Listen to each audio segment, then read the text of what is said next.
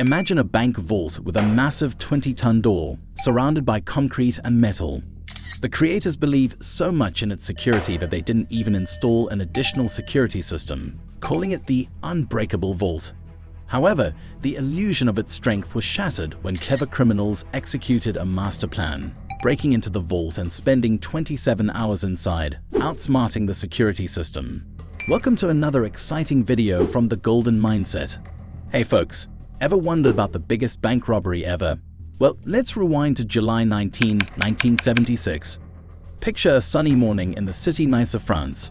The staff at Société Générale Bank, home to the world's strongest vault, was starting their day. Now, this vault had a hefty door with a tricky lock.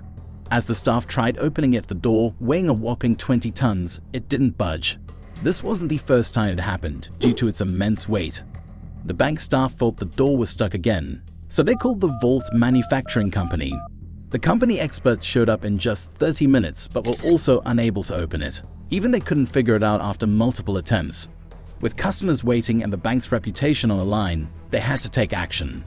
After 3 hours, they decided to drill a hole in the vault to find out why the door wouldn't open. What could be causing the issue? Interestingly, there were no signs of forced entry on any side of the vault's 4 walls. After drilling a hole with a heavy-duty machine, they peeked inside and found a surprise. The vault door was welded shut from the inside. This baffled them because the vault only had one entry, and there were no windows or vents. Realizing something was off, they gathered the necessary tools and decided to break through the vault's wall. It wasn't easy. The walls were reinforced with thick concrete, making it a tough and time-consuming task. Finally, after an hour, they managed to create a hole big enough for one person to go through. When they reached inside, they couldn't believe their eyes. The vault had been robbed, with opened and broken lockers everywhere. What caught their attention the most was the message spray-painted on the vault's wall. Sans armes, sans haine et sans violence, which translates to without arms, without hate, and without violence in English. Before the bank staff could gather themselves, they stumbled upon a hole in the vault floor. The police, who had arrived by then, took charge of the situation. The robbers had cracked open 400 out of 4,000 safes and escaped with the money and gold blocks. The tunnel they dug went all the way to the city's main sewage line. The police found crucial evidence, including tools, 27 gas cylinders used for welding, ventilation equipment for fresh air, and a 1-kilometer-long electrical cable. The stolen loot was worth over $20 million, equivalent to $110 million today. This marked the largest bank heist of the century, and the subsequent police investigation became the biggest in France. News of the heist had quickly spread worldwide, tarnishing the bank's reputation. The French police, regretful and determined, pressed hard for several months.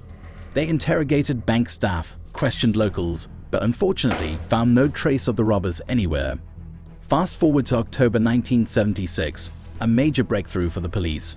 One of the robbers got nabbed thanks to a tip from his girlfriend.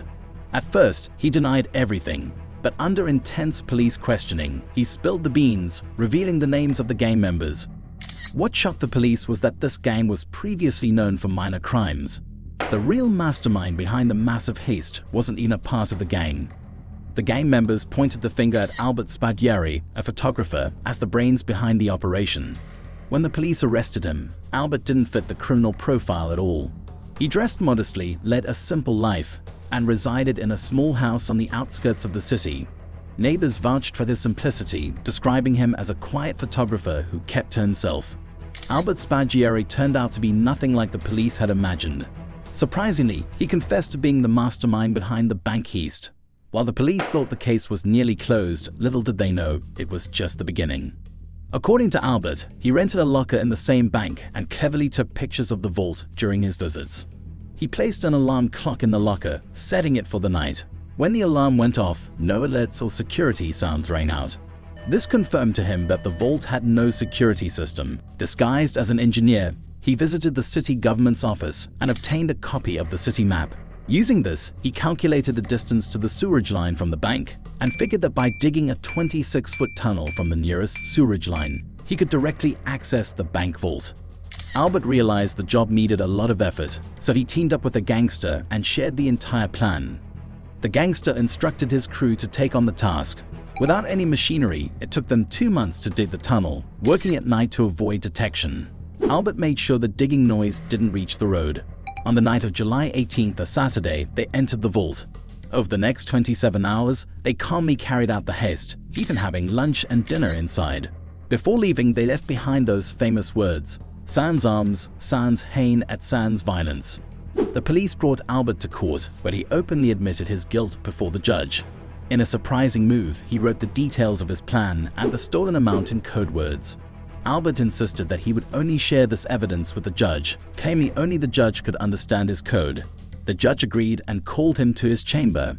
Once inside, Albert handed the judge a paper containing a map of the city.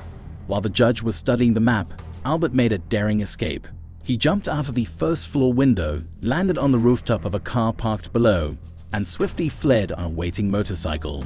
Despite relentless efforts, the police couldn't catch Albert. Years later, an interview with him aired on an Italian TV show. In the interview, he revealed a childhood passion for treasures, fulfilled through the bank heist. It seemed like he was taunting the French police with this interview. Albert's whereabouts after that interview remain a mystery to this day. In 1989, Albert Spaggiari passed away. His mother claimed that someone left Albert's body outside her house. We hope you've enjoyed this video, and we encourage you to share it with your friends. Take good care of yourself and stay tuned for our upcoming videos. Until next time, cultivate and embrace a golden mindset.